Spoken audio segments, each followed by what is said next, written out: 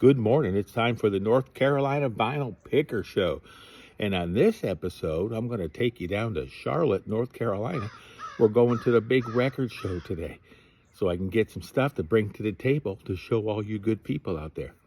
So stay tuned. It's going to be a huge show. I'm going to take some footage down there too.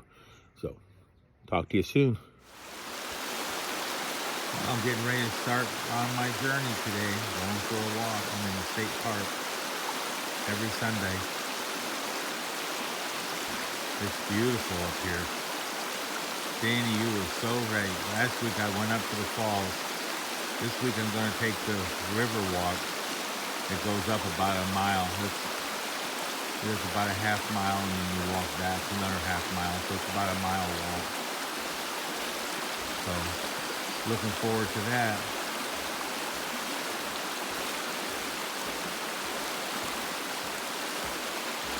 Talk to y'all soon. Hello there. This is time for the North Carolina Vinyl Picker Show. And today we're going to do a quick review of what I put in my prog bin. And then you can tell me what you think should be in there. So first we'll go with Bonko. And then we have Camel. Then we have Caravan. Then we have Coliseum. We have Curved Air. We have ELP, Genesis, Gentle Giant, Gong, Green Slade, and Grobschnitt in row number 1. Row number 2, we have Happy the Man, Hatfield in the North, IQ, Jade Warrior, Jethro Tull, King Crimson, Marillion, and the Moody Blues in row number 2. Row number 3, we have National Health, Nectar, PFM, Pink Floyd, Porcupine Tree. And the last row, number 4, we have Renaissance, Soft Machine, Steve Hackett, Steven Wilson, UK, and Yes. So there you go. And this is the cabinet that I built.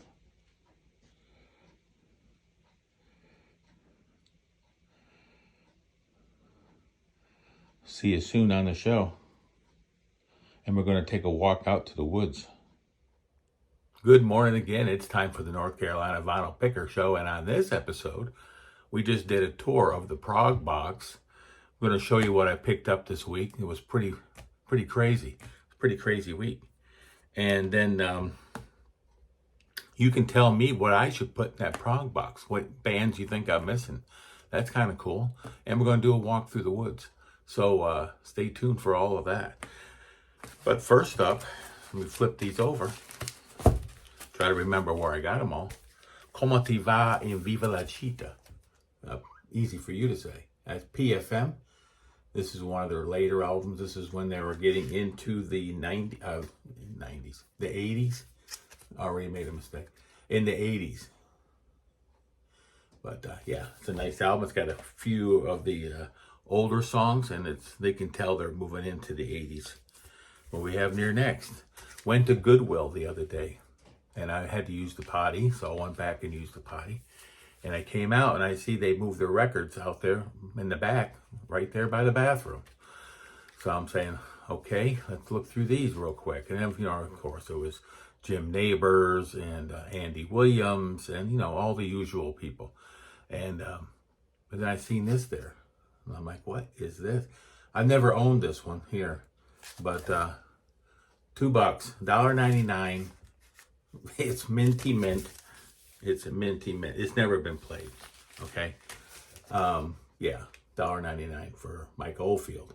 I just watched a show when James Griffith, he did a show on Mike Oldfield, and I was talking about that when Mike Oldfield made this album, he couldn't get the sound of the bells he wanted at the end of the side one, so he used a hammer they hit him with, because what they had given you for what wasn't loud enough. So this is supposed to picture, I guess, the broken tubular bell, because Mike hit him so hard he broke. Pretty cool. I want to watch that documentary. I found a couple of Victory at Seas. You know, I have about 20 copies of each. And this one here is different from this one. And then there's like 6, 7 different covers, maybe 8 different covers. And a total, I probably got about 50 of them. So anybody out there that wants to send the old Navy chief here some Victory at Sea albums, feel free to send them to me. I'm trying to collect them all into one location. And I got those at the Habitat for Humanity. Yeah, those 2. And I got this one there. And I saw this 45 there. And I said, I can't leave this behind. So I brought it home and I cleaned it 3 times, just like my dog licks the bowl. It licks the bowl 3 times. And yeah, it's Jeanette McDonald and Nelson Eddy. That's a little before my time, a little before Big Chief's time. But yeah, the album's pretty cool. And that, you know, I love the picture. So, you know, I picked it up and I looked it up on Discogs. Yeah, about 67 cents. That's what it's worth. So, but you know, it looks nice. It looks nice in the collection. And then yesterday, I went to the Charlotte record show, I guess you would call it, and met the vinyl ambassador there. I had a great time. I had a nice lunch. I had a big old plate of nachos I'm still having issues with this morning. And Robin Trower, twice removed from yesterday. This is the one Robin Trower album I didn't have, and it was there for $3, and it's minty mint. And David always says, you know, that guy, remember that guy down on the right? He's got great albums. So I went down there and I checked. I went through every bin he had there, and I picked up a couple records from him. So I picked this one up. This was $3. It was fun hanging out with Dave yesterday. We had a good time, and lunch was really cool. We went by Noble Records. I got something I'll show you from Noble. And we went by Lunchbox Records. I got one record there. So Love DiCapo got this at the show. I think he had like $14 on it or something. But come to find out, it has a barcode, so it's a 2014 re-release. Sounds really good. I played it last night. Not my favorite. Forever Changes is probably my favorite of those. And same guy had Caravanserai, but I already had the album, but I put it in my store. Oh, speaking of the store, it's in Discogs, Big Chief Vinyl 57, and there'll be a link down below. I've been selling all kinds of stuff lately, going crazy. I don't know if it's people seeing my show or if it's just word of mouth, but I got 100% for buyer and seller. So doing really good with that, and using that money to bring stuff to bring to the table. So Caravanserai, the quadraphonic. I can't wait to listen to this, and I put my other copy in the store. What else we got? Oh, Return to Forever. I seen this one at the show, I don't know, 6 months ago, a year ago, at this one vendor. I said, this is just sitting there. He had like $10 on it. This is the Return to Forever album I did not have. It was on my list. You know, I go by that list, you know. Where's my list? Oh, forever. It's forever changing. My list is forever changing. And I carry a list in my pocket, old school list.